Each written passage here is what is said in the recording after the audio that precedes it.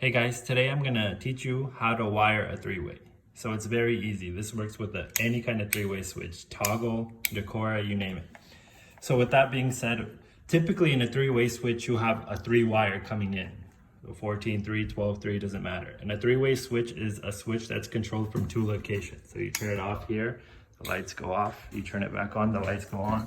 And same with this end. Turn the switch off, the lights go off. So on a three-way switch, you have 3 screws. A black, known as the common, and 2 gold screws. For the 2 gold screws, those are what we call the travelers. That's where your conductors go under. So typically, here in the trade, we wrap the common screw around the wires, but that may not be the case for your electrical box.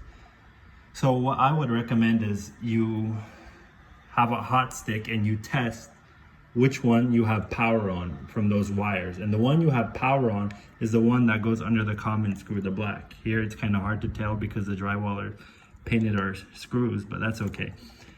And so forth. So on one end you have power, and on the other end you have switch leg. Either way, it's the same thing.